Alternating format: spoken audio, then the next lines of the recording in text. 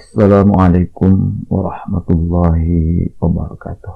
Alhamdulillah wahdah, wassalatu wassalamu ala rasulillah. Allahumma salli ala nabil hashimihi Muhammadin wa ala alihi wassallim taslima. Bapak Ibu ikhwan akhwat yang berbahagia, di video sebelumnya kita telah belajar mengenai salah satu hambatan kenapa kita begitu susah untuk merasakan zikir, yaitu karena kita terus-menerus menekan dan menekan, yaitu menekan sampah batin kita itu.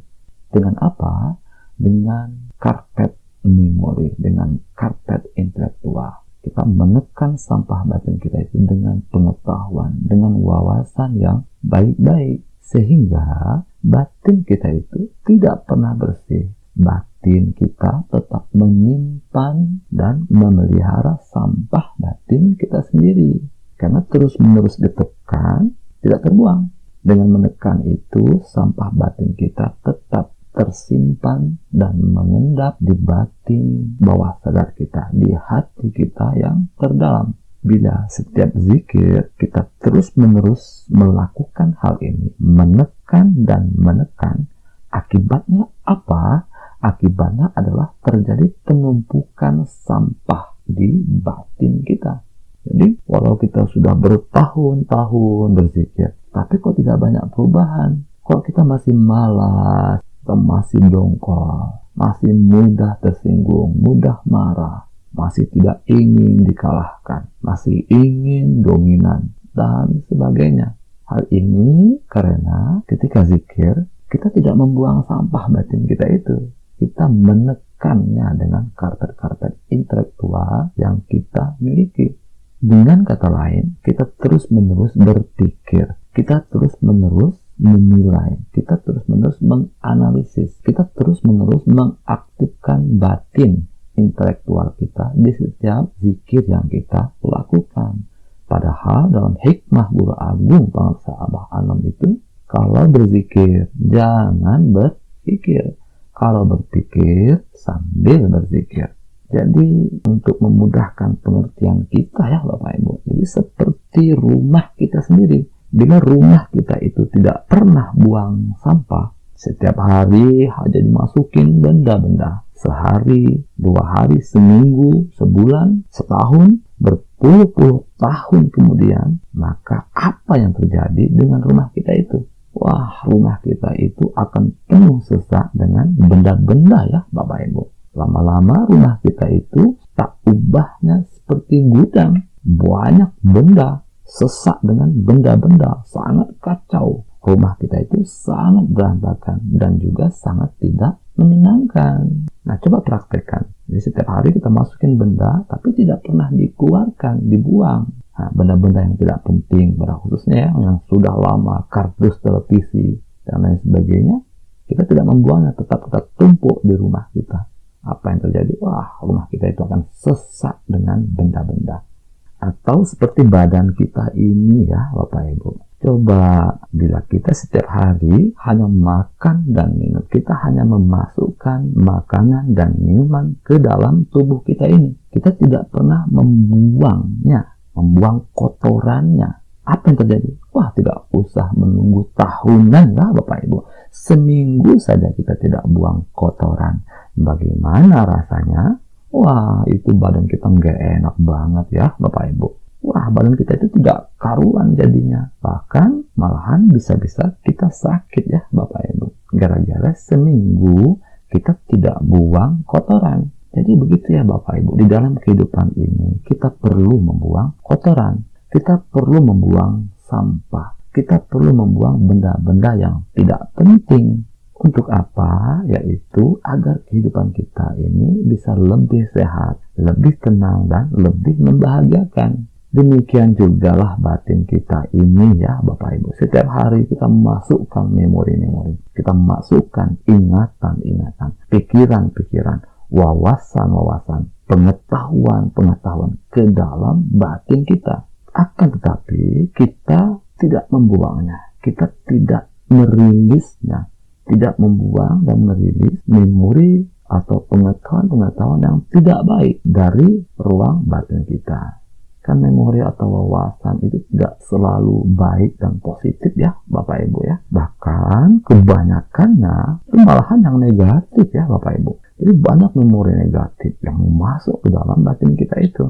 Ada memori keserakahan, memori kebencian, memori keangkuhan, memori kemarahan. Wah, banyak sekali memori-memori negatif yang masuk ke dalam batin kita itu. Memori-memori yang tidak penting, yang kita pungut dari mana saja. Jadi ada banyak sekali. Menurut neuroscience, ada ribuan memori negatif yang setiap hari muncul di langit pikiran kita dari ruang batin kita.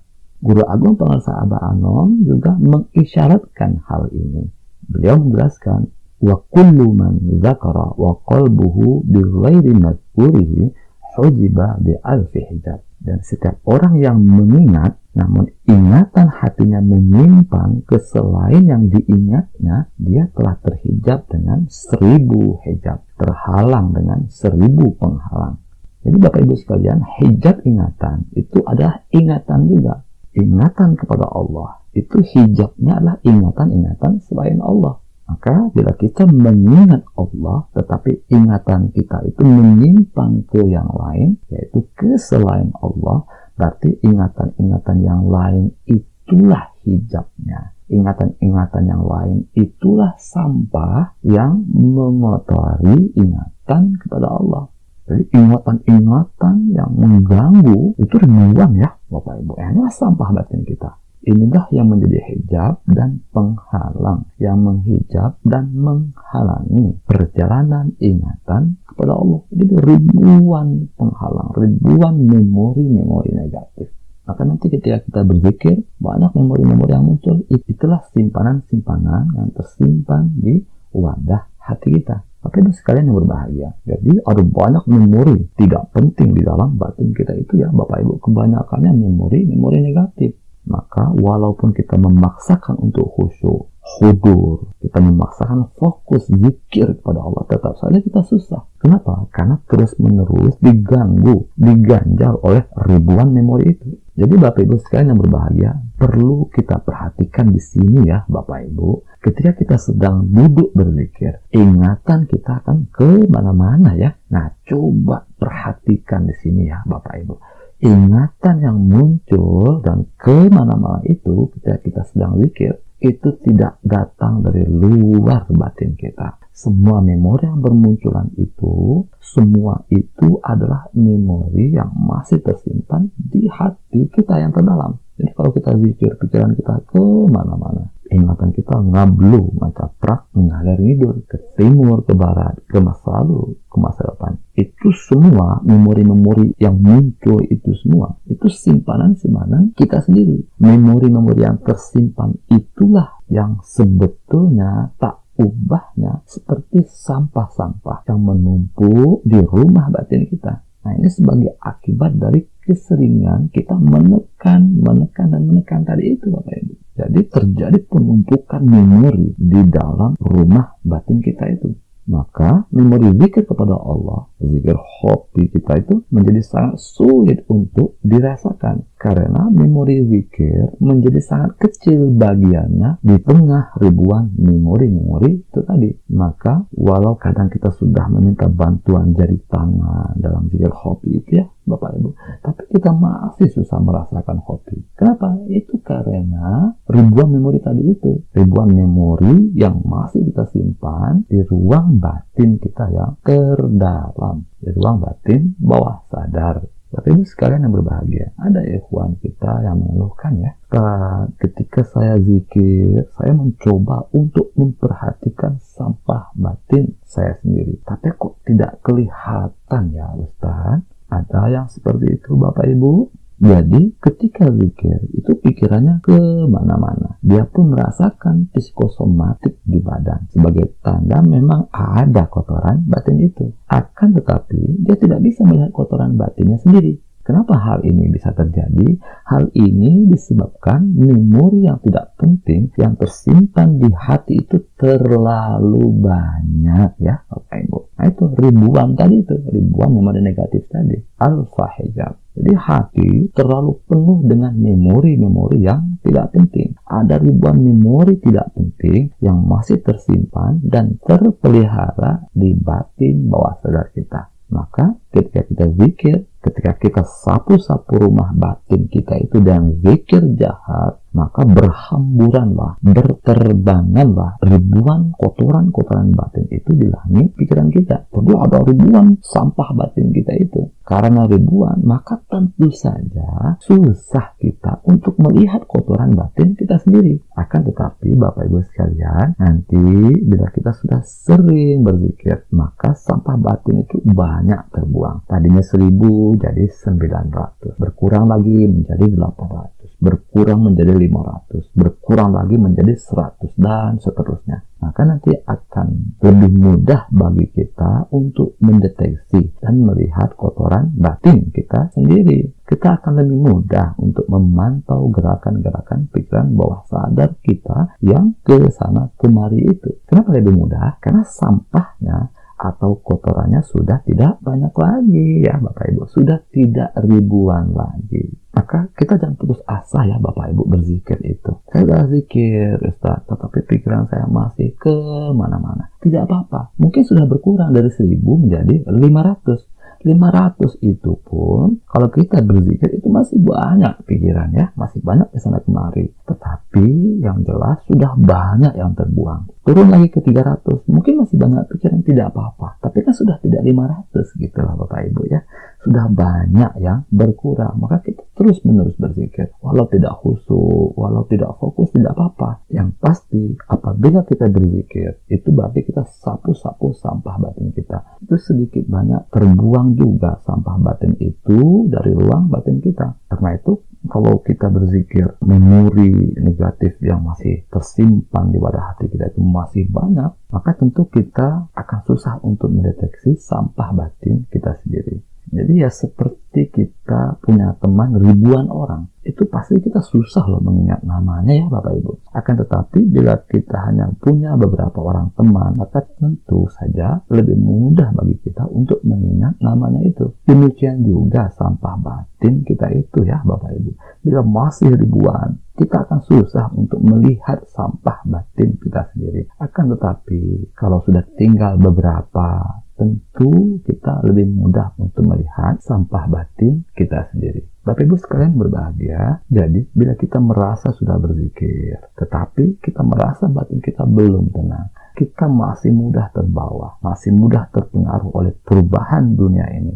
Batin kita masih rapuh, komitmen kita masih rendah, kita masih mudah galau, masih mudah kecewa, mudah tersinggung, mudah marah-marah. Kita masih susah untuk fokus dalam pekerjaan. Maka semua itu bukanlah disebabkan oleh zikirnya ya Bapak Ibu. Sebab utamanya adalah pikiran kita sendiri. Mungkin selama ini kita berzikir tapi masih mengaktifkan pikiran, masih mengaktifkan batin intelektual kita. Kita terus-menerus menghalangi kerja zikir dengan pikiran-pikiran kita sendiri. Maka akibatnya kita zikir tetapi kita tidak maksimal membuang sampah batin kita sendiri. Kita lebih menekannya dan menekannya sehingga sampah batin itu banyak tidak terbuang dari ruang batin kita, terbiarkan mengendap dan menumpuk di ruang batin kita sendiri. Ada juga loh Bapak Ibu yang bertanya pada saya ya, Ustaz, alhamdulillah ya sekarang saya kalau berzikir saya tidak berpikir lagi lah Ustaz. Lalu saya tanya, bagaimana keadaan badan ketika zikir itu? Wah, kalau badan saya masih suka pegal-pegal loh Ustaz. Kepala saya kadang-kadang masih suka berat, kaki masih kesemutan. Nah, jadi dia merasa tidak berpikir ketika berzikir itu. Akan tetapi dia mengalami psikosomatik di badan ya. Ada yang seperti itu Bapak Ibu sekalian. Jadi kita merasa sudah tidak berpikir ketika berzikir, tetapi kita merasakan beban psikosomatik di badan. Ada yang seperti itu Bapak Ibu. Bapak Ibu sekalian yang berbahagia, berzikir berzikir dengan tidak berpikir sebagaimana yang dihikmahkan oleh guru agung bangsa Abah Anom tadi, itu bukanlah perkara mudah ya Bapak Ibu. Sekali duduk berzikir, setahun 2 tahun kita berzikir misalnya ya, belum tentu kita bisa untuk tidak berpikir ketika kita berzikir. Belum tentu kita mampu untuk menaklukkan pikiran sehingga ketika kita berzikir kita tidak berpikir. Jadi tidak mudah ya Bapak Ibu sekalian. Apalagi bila selama ini kesibukan kita hanya di tingkat zikir jahar. Kita harus sampai di tingkat zikir sir dalam rangka untuk memahami kerja pikiran itu. Nanti kita akan betul-betul bisa paham dengan hakul yakin di tingkat zikir sir itu ya Bapak Ibu, bagaimana sesungguhnya kerja pikiran kita itu ketika kita sedang berzikir. Nah, jadi tolong diperhatikan hal ini ya Bapak Ibu. Tolong diperhatikan hal ini.